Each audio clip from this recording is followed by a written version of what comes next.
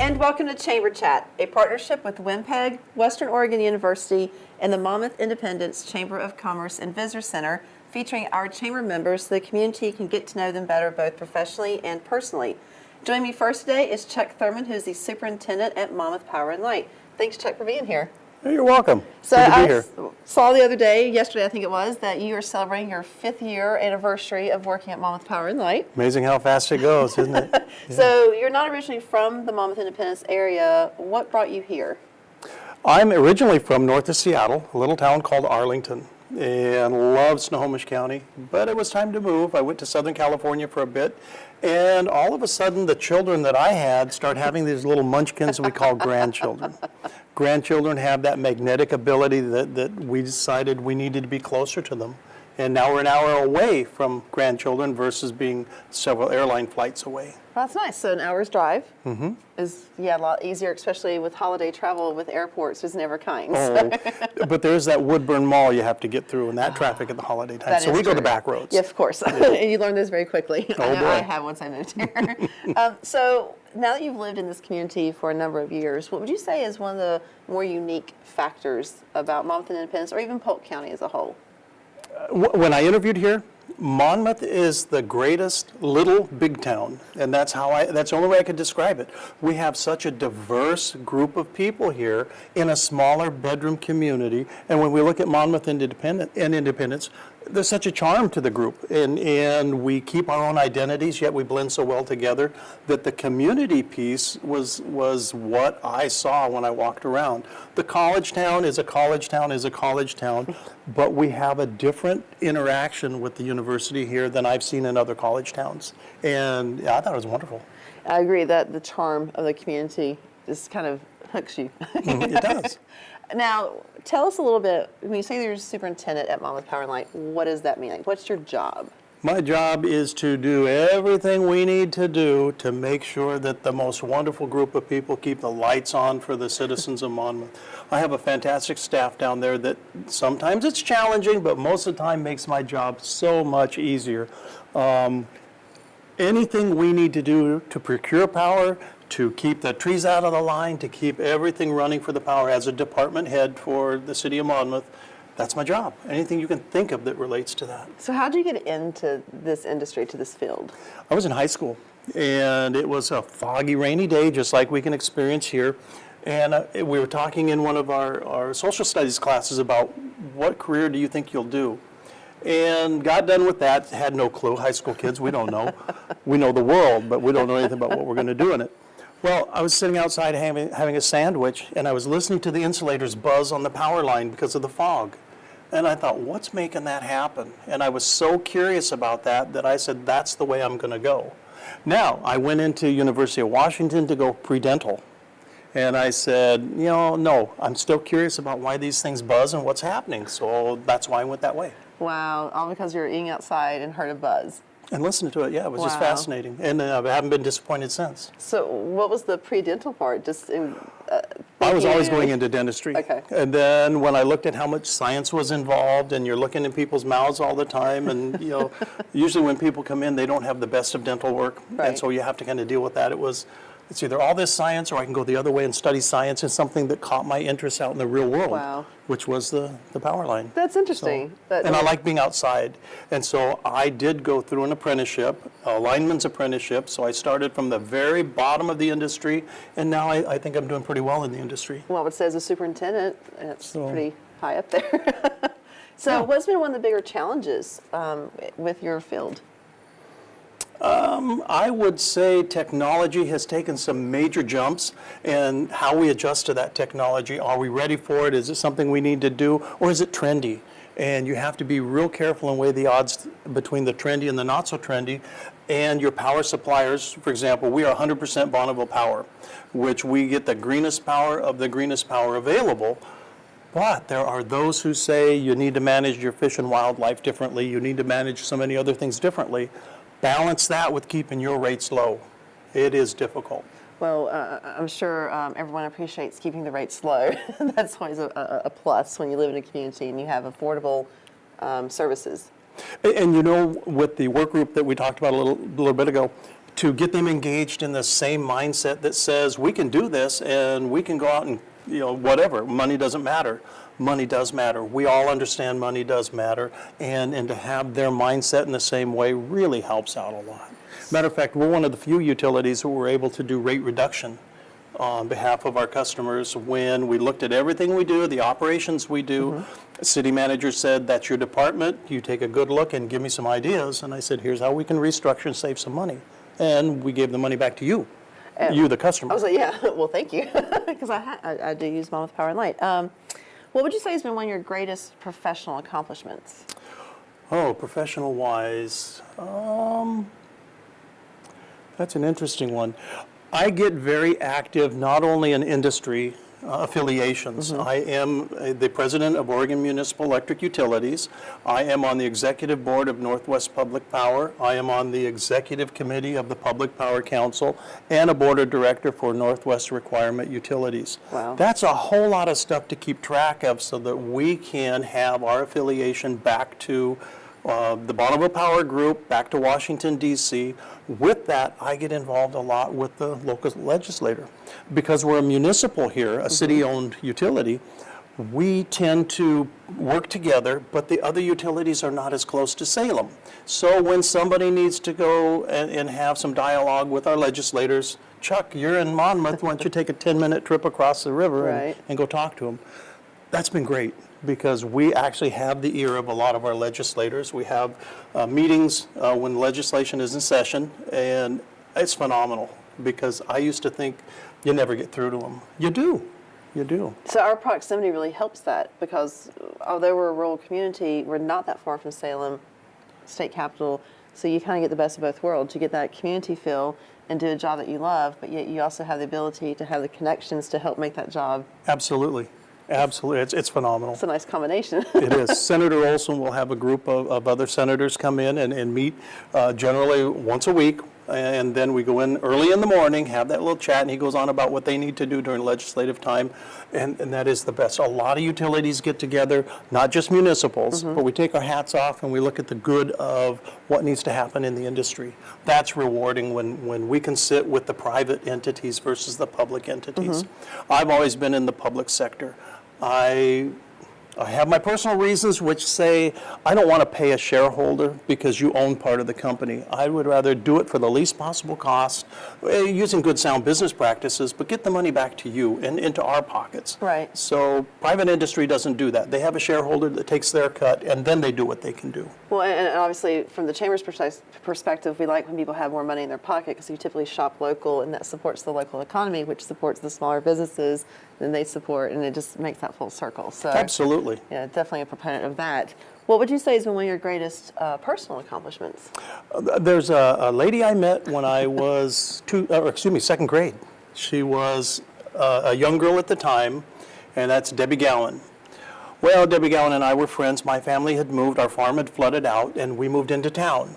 And she was one of the few people that befriended the new kid that came to school. Well, later on in high school, I had moved to another area, and we got back together in high school. We dated a little bit, and then I married Debbie Gowan, and she became Debbie Thurman. That has to be the best ever. Only to be upstaged several years later when our children began to be born. We have 2 children, and there's nothing more wonderful than that. So you met her in the second grade, and been married for a number of years, children, 40. grandchildren. I've been married 40 years. Congratulations, that's a great story. Now, you've also been a very active and engaged chamber member. What would you say is one of the better benefits of your chamber membership? We're unique in the fact that I'm not going to say we have a monopoly. We are the power company for our area and some of Independence. So when you move to town, you don't have a choice there. We cover the full gamut of everybody's businesses, and their interests are to keep it low. I love the fact that we can offer things to help them do their business differently and stay competitive. But the best is when we have chamber chats and we get to meet you. Work is over. Take your hats off, relax, undo that top button, take the tie off, and we can just chat a little bit, and you meet more of your community. And their eyes of the community can be that of a proprietor, or it can be that of somebody who does live here. And I like that. I mean, that's some of the best things you can do. Yeah, our after-hours mixers and networking definitely is a fun time, because you have the opportunity to build those relationships, which can then help in lots of different ways of either your business or professional, professional or personal. And for me, like I explained to them, I don't go to chambers so that you can help me find a way to make my business better, because it's a different type. Right. I'm not selling goods. I don't need you to help promote. It's the tourism piece that I love to see and how you're helping people. But again, let's educate. You do a great job of getting opportunities there. But the mixers, again, you get to meet the people and you know your community better. Well, they're fun for me too. Last question, and this is my favorite. What is a hobby or a skill or an interest you have that would surprise people? Many years ago, I did stained glass. Oh, And wow. I'm very good at my stained glass. I love working with glass. More recently, since I've moved to Monmouth, it's the science piece. That little mind up here says, I gotta know. So I've been doing fused glass to the point that I have my own kiln. I have a lot of glass, and I do a lot of work that way. I love watching what happens when you mix this and this and see what it's going to do. It'd be like when you did baking soda and vinegar and it all fuzzed up and you had fun with that. Well, you can do that with glass because it does not always respond the same depending upon what the glass is made from, what's the color of the glass, etc. Well, that is my first response of fused glass, so thank you. You're unique in that. Well, Chuck, thank you so much for chatting and participating in Chamber Chat this Well, month. thanks for inviting me over. Appreciate it.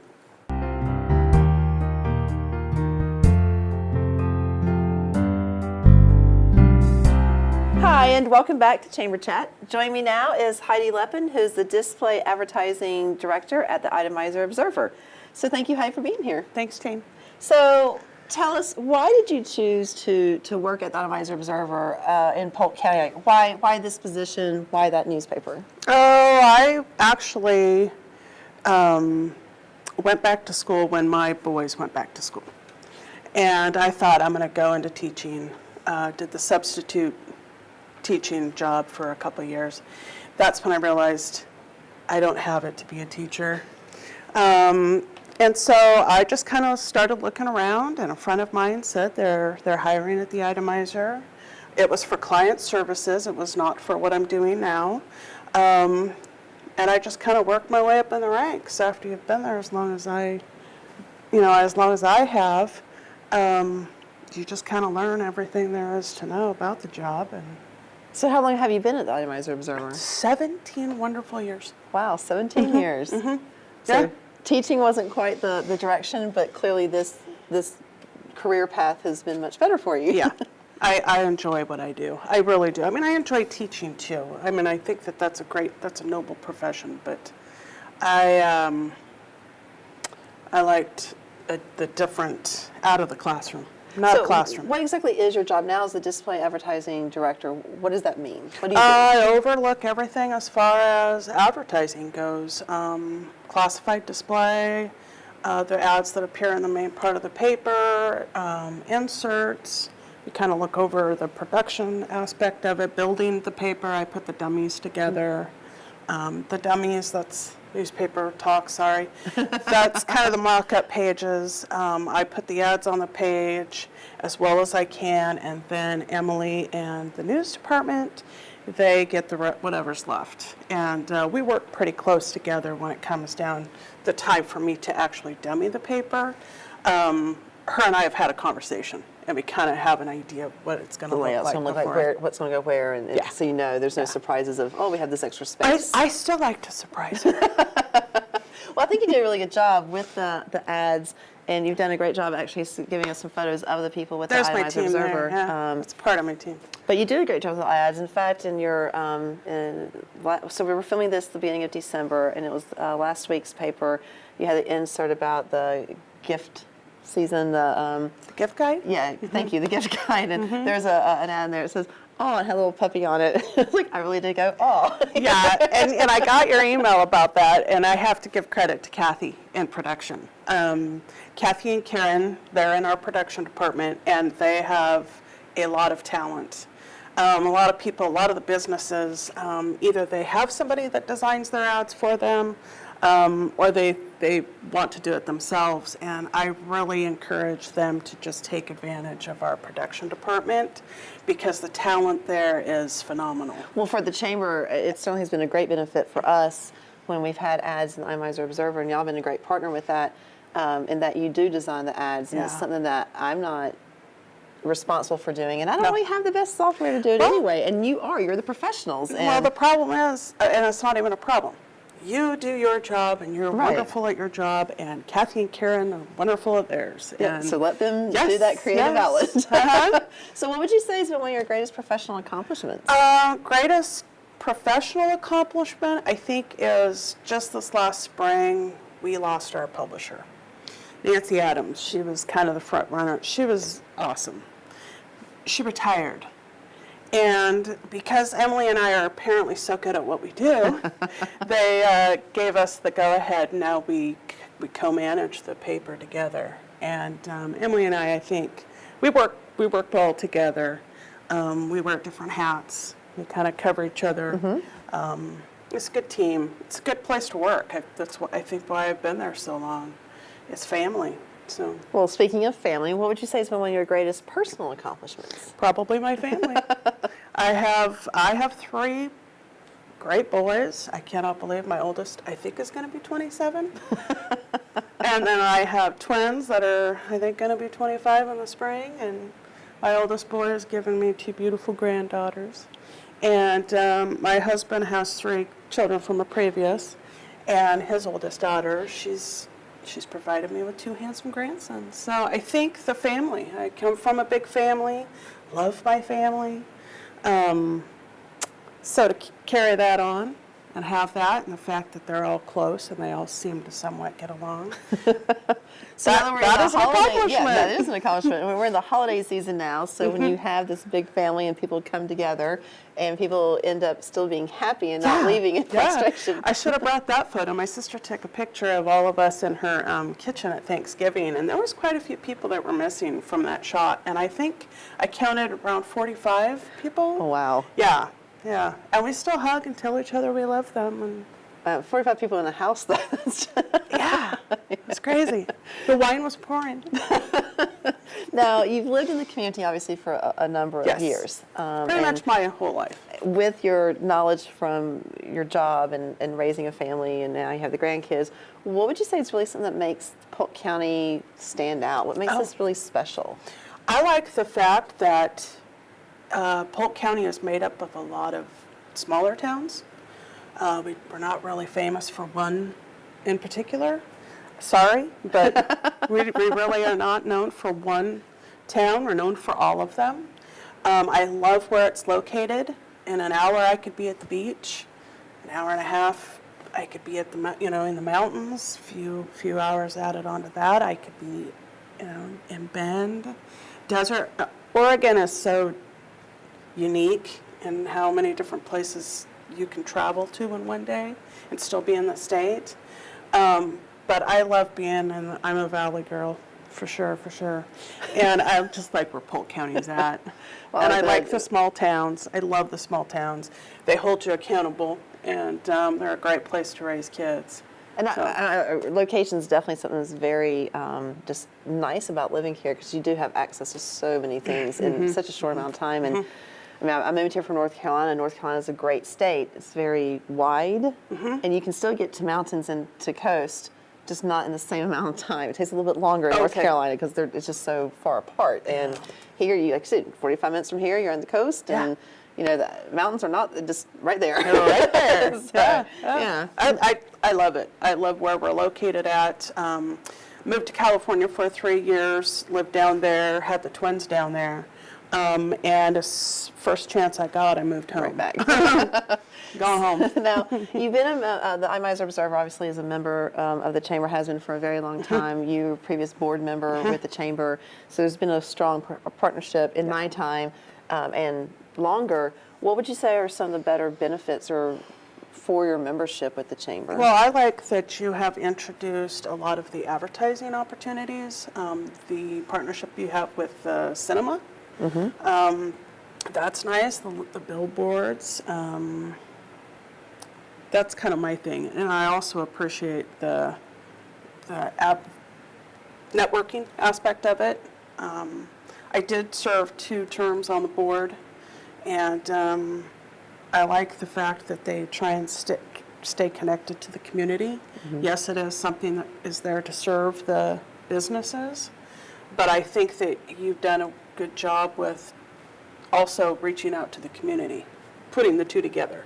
Well, is and very that is a nice. role, the board, we've had this conversation for a number of years of what is part of the role of the chamber. And yes, you're there for the economic development side, but it's also the community connector. Yes. When people call the chamber and they have these questions, you need to be able to know what the answer could be or how to find the answer. And the phone calls are unique and they vary as I to what bet. people's needs are.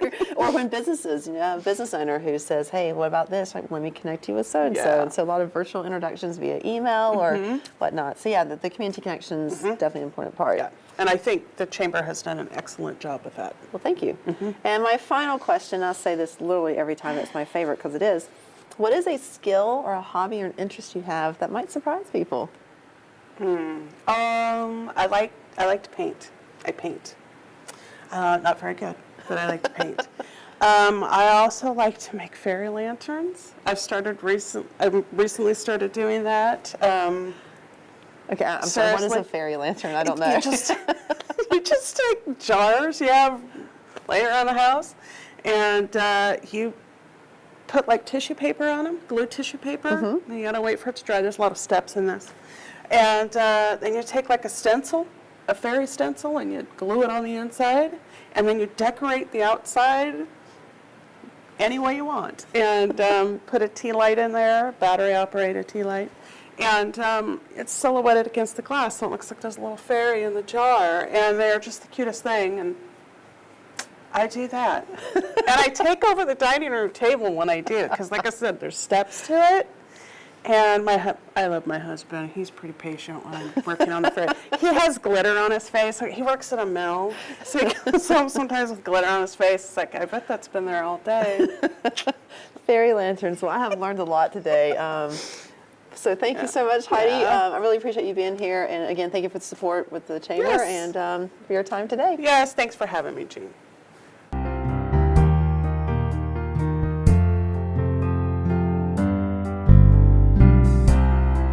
Hi, and welcome back to Chamber Chat. Joining me now is Andrew Phillips, who's the funeral director at Farnstrom Mortuary. Thanks, Andrew, for being here. Thanks so much for having me, Jean. So go ahead.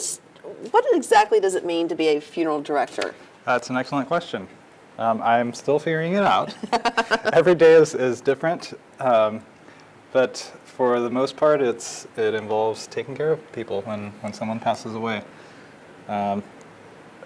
The death rate continues to hover right around 100%, and everybody at some point or another is going to have to face death.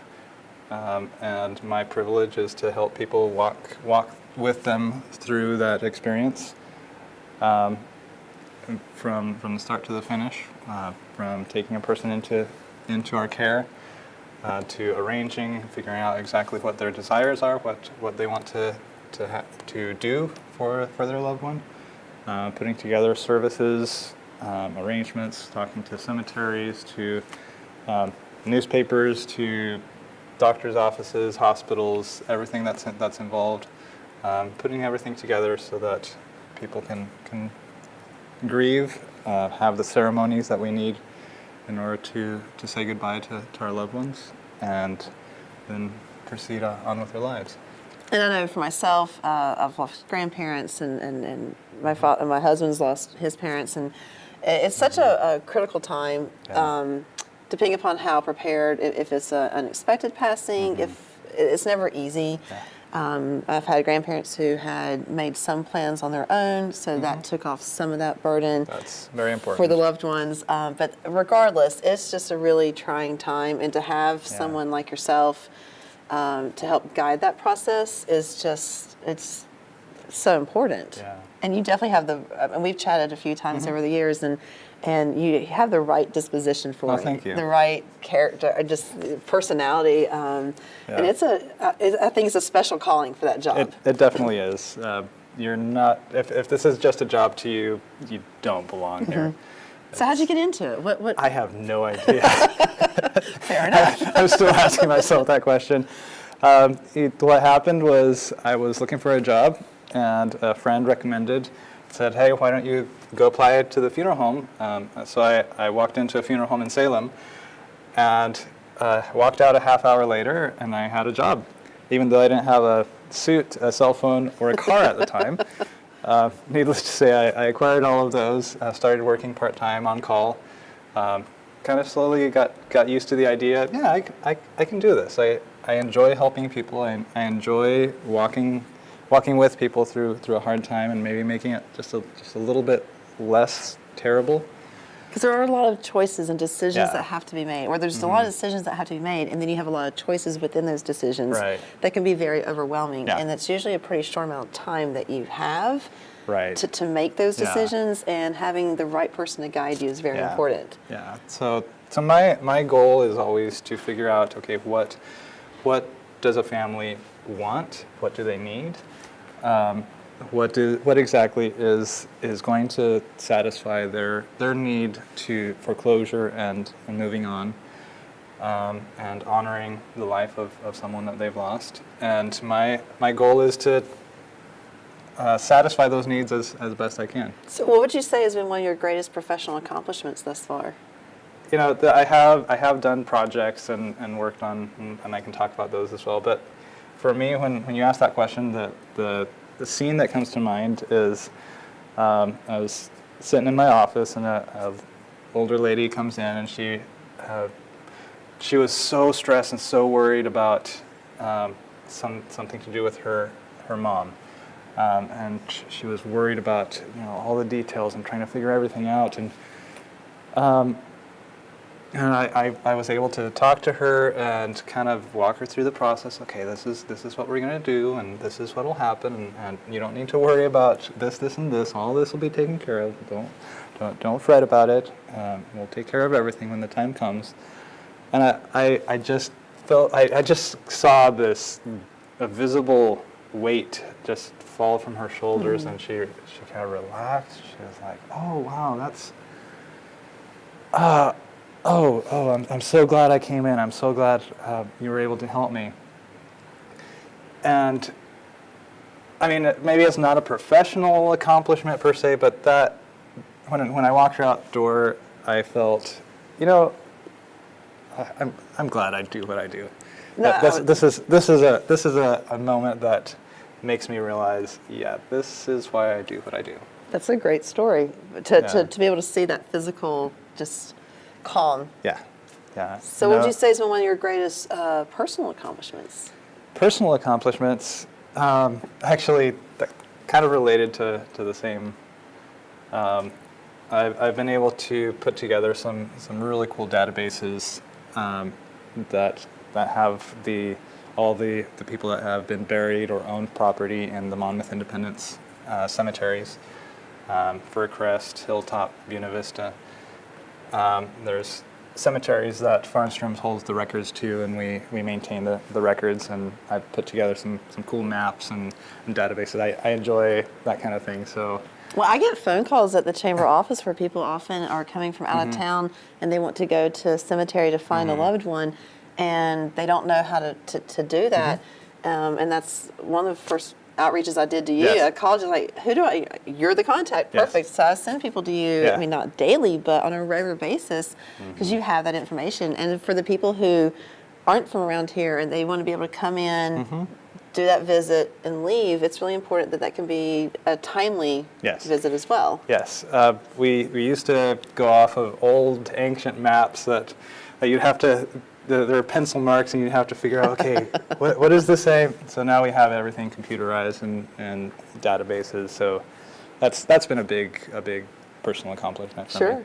And Putting that helpful, and together. Yes. the longevity of that's Yes. priceless as well. Yes, And indeed. you've been around the community now for a number of years, and with your interactions with local residents as well as those who are coming in, you know a lot about the community. So what would you say is something that really makes this special or unique here? The people. I just love the people of this town. They're so, for the most part, they're very welcoming. They've been very appreciative of kindness. They respond to kindness with kindness, and I've had numerous interactions with people where I'm like, wow, you're not a client anymore. You're a friend. Some people have become almost family. And that's a beautiful thing about this community. People don't seem to know what a stranger is. If you give them half a chance, they'll open their arms to you and be very, very welcoming, and that's something that I've very much appreciated. And I'm guessing you have a lot of the generational as well, where family member, a grandparent, then the parent, and so you get to watch families grow too, Yes. and go through those changes with them.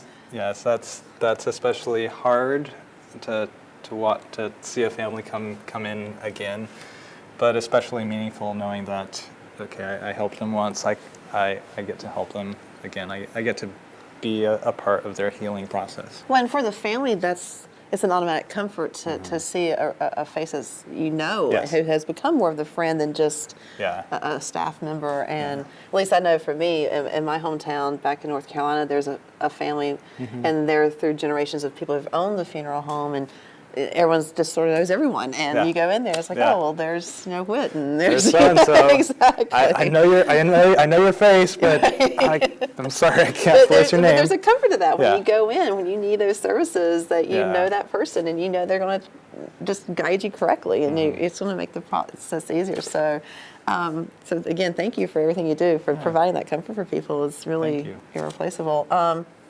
And what would you say, as far as because you've been a member of the chamber now for a number of years, so for Farnstroms, what's one of the bigger benefits of being a chamber member?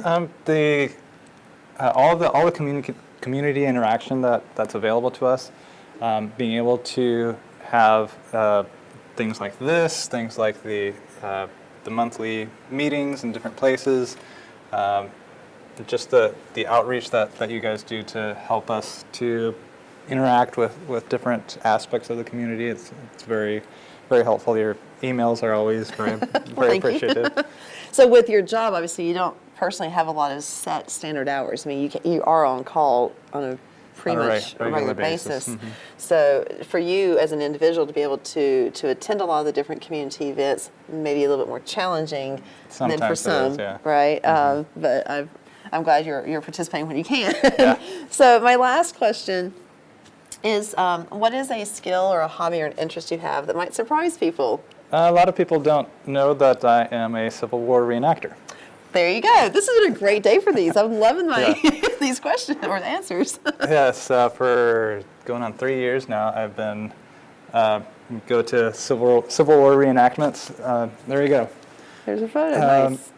Yeah, it's such a delightful experience. I encourage anybody who has any interest in anything to attend one of these.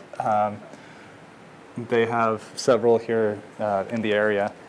And we dress up in Civil War era uniforms, carry old Springfield rifles, and go out and pretend to shoot each other. It's a blast.